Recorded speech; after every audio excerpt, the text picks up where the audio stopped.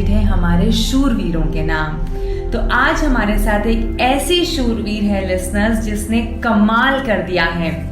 हमारे साथ हैं मिस चांदनी श्रीनिवासन। चांदनी श्रीनिवासन ने हाल ही में नेशनल रैंक नंबर 1 का मुकाम हासिल किया है अंडर 14 गर्ल्स रैंकिंग में लॉन टेनिस में। तो इस वक्त मेरे सामने बैठी हैं चांदनी श्रीनिवासन जो कि नेशनल रैंक नंबर 1 होल्डर हैं। और भी बहुत सारे अचीवमेंट्स मैं आपको इंटरव्यू के दौरान बताऊंगी। सबसे पहले चांदनी, आपका बहुत बहुत स्वागत है हमारे चैनल पर। ये बताएं कि वर्ल्ड जूनियर टेनिस चैंपियनशिप में आप नेशनल रैंक नंबर 1 हैं, आपको कैसा लग रहा है? Thank you so much ma'am and good evening to all the listeners. मुझे बहुत खुशी लगता है क्योंकि इतने लोगों में से मुझे अपने देश का नंबर 1 रैंक मिला है।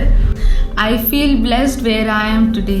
और ये बहुत खुशी की बात है क्योंकि इसमें बस मेरा ही हार्डवर्क नहीं बल्कि मेरे मम्मी पापा और मेरे रिलेटिव्स का भी बहुत सपोर्ट है इसमें। And all thanks to them. And listeners, अभी तो मैंने सिर्फ बातचीत करनी शुरू की है और मैं आपको इनके अचीवमेंट्स बताती हूँ।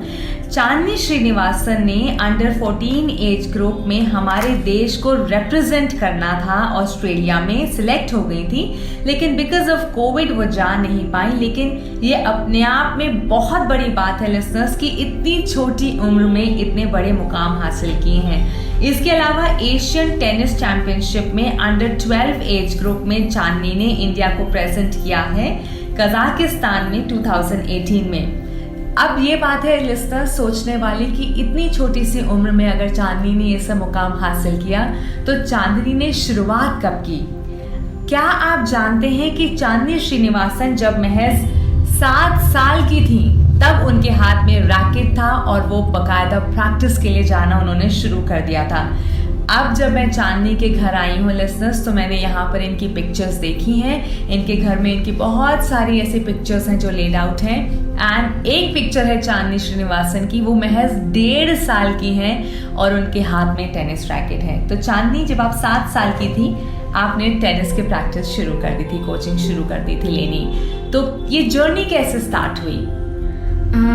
देखिए, ये जर्नी जब मैं 1.5 साल की थी मेरे मम्मी पापा छुट्टियों के दिन टेनिस खेलने जाते थे और तब मैं भी जाती थी उनके साथ, तो उनको देखती थी हर दिन। और मैं जब वो लोग खेलते थे उनकी बॉल्स पिकअप करने में मदद करती थी और थोड़े दिन में मैं देखने लग गई और फिर मैं सोची कि मैं भी क्यों ना खेल लूँ। How lovely.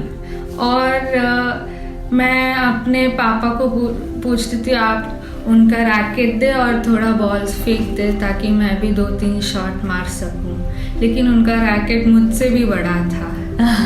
तो उन्होंने एक जूनियर रैकेट खरीदा, उनका वो रैकेट का हैंडल काट के मुझे दिया और फिर मैं खेलने लग गई थोड़ा इधर उधर। और फिर जब मैं 6 या 7 साल की थी तब मैं ओरिजिनल प्रैक्टिस शुरू करने लग गई, जो शाम को मैं जाती थी मेरे मम्मी के साथ। और तब मैंने कुछ सोचा नहीं कि मुझे इंडिया का नंबर 1 टेनिस प्लेयर बनना है या मुझे देश को रिप्रेजेंट करना है। मैं जाती थी क्योंकि मम्मी लेकर जाती थी और मैं दिल लगा के प्रैक्टिस करती थी क्योंकि उससे हमारा सेहत भी अच्छा होता है और दोस्त भी मिलते हैं, फिर हमें टीम वर्क भी आने लगता है।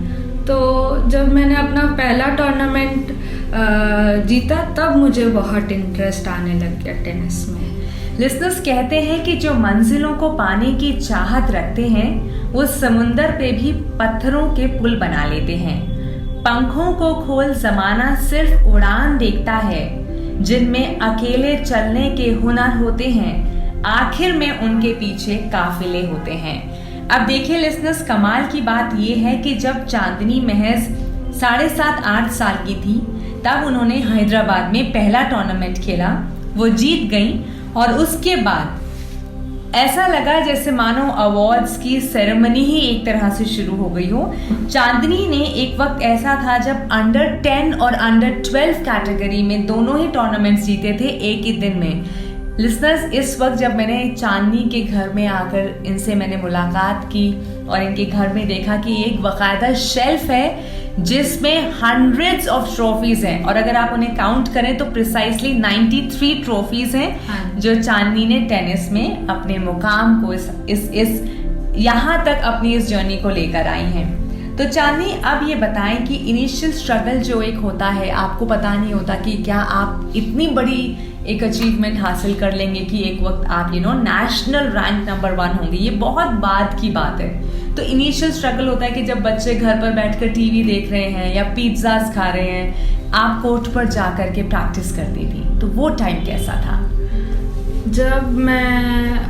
जब टेनिस खेलती नहीं थी तब मैं थोड़ा बहुत बैडमिंटन खेलती थी अपनी मम्मी और दोस्तों के साथ, और पढ़ाई के बाद हम ऐसे ही टाइम पास खेलते थे। जब मुझे टेनिस में डाल दिया गया था और मेरा जो शाम का वक्त था पूरा टेनिस के प्रैक्टिस में ही जाता था, तो जब मैं आकर देखती थी मेरे दोस्त खेलते थे और तब मैं बहुत थकी हुई रहती थी, और मुझे कहीं ना कहीं लगता है कि मैं अभी भी अपने पापा को बोलती हूँ कि मुझे जो नॉर्मल जो 6-7 साल के बच्चे करते मैंने वैसा किया नहीं, क्योंकि मैं टेनिस में ही लगी रही, और टेनिस में जब प्रैक्टिस होने को ख़त्म होता था तो मैं अगर कहीं फ्रेंड्स वगैरह हम खेलते थे तो मैं खेल नहीं पाती थी, तो मुझे ऐसा लगता था कि मैं आइसोलेट हो गई। लेकिन चांदनी, ये भी तो बात है ना कि all progress takes place outside the comfort zone.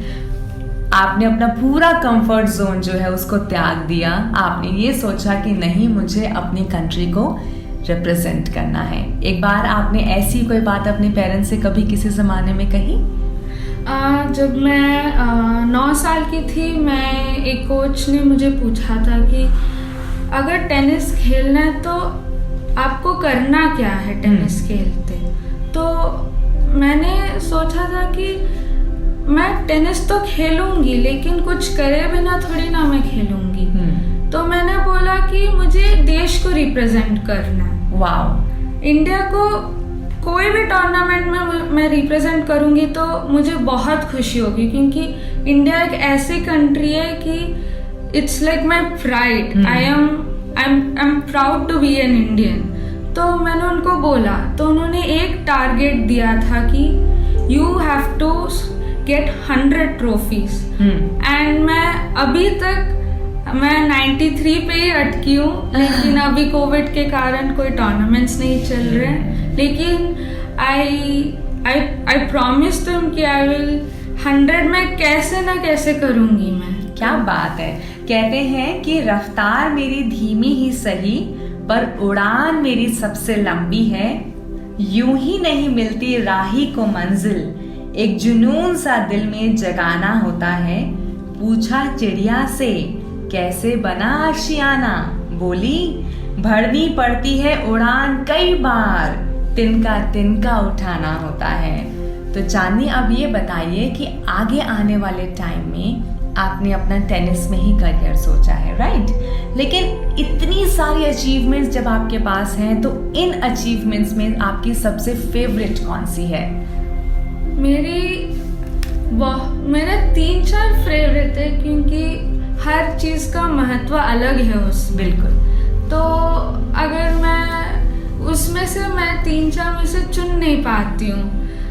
पहले तो ये है, जब मैं अंडर 12 2018 में नेशनल्स खेली थी मुंबई में, मैं रनर अप आई थी वो, और एक बार मैं मालदीव्स में खेलने गई थी एक इंटरनेशनल टूर्नामेंट, जिसमें मैं सिंगल्स में रनर अप आई अंडर 14 में, एंड डबल्स में मैं जीत गई थी। और तीसरा ये है कि जब मैं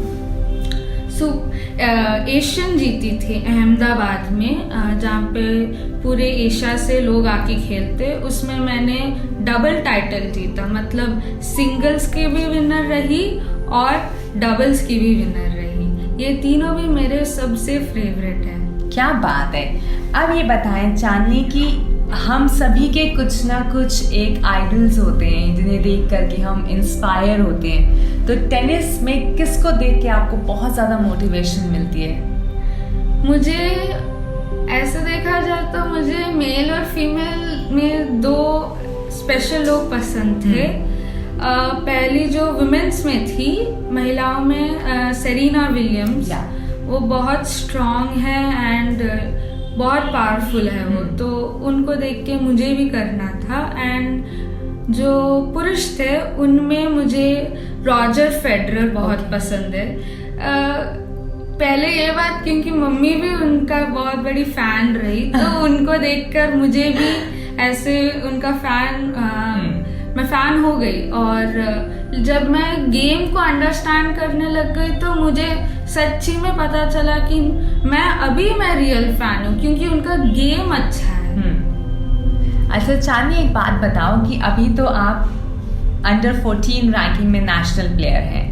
इंशाल्लाह आने वाले टाइम में आप जब सीनियर कैटेगरी जब होती है उसमें आप नेशनल चैंपियन बने एंड फिर आप एक दिन ग्रैंड स्लैम भी खेलने जाएं, फिर आप हमें भूल तो नहीं चाहोगे? बिल्कुल भी नहीं, मैं अपने जड़ों को बिल्कुल नहीं भूलूंगी। हाँ, लवली। और ये बताइए कि आपकी हॉबीज क्या? टाइम मिलता है थोड़ा खाली टाइम? अभी तो कोरोना में तो टाइम मिलता है, लेकिन जब मैं नॉर्मल स्कूल और टेनिस प्रैक्टिस जब दोनों एक ही साथ करती हूँ तब मुझे सांस लेने के लिए भी टाइम नहीं मिलता है। मैं कभी कभी रोती हूँ, लेकिन अभी मैंने थोड़े बहुत हॉबीज डेवलप किए हैं, जैसे थोड़ा बहुत गाना गाना और थोड़ा बहुत इधर उधर कुछ लिखना और थोड़ा बहुत पेंटिंग करना। ओके। तो ये सब मेरे हॉबीज है। एंड जब आप मैच खेलते हैं तो आपके ओपोनेंट कभी ऐसा होता है कि आपके ऊपर हावी होने की कोशिश करें, तो आप कैसे अपनी नर्व्स को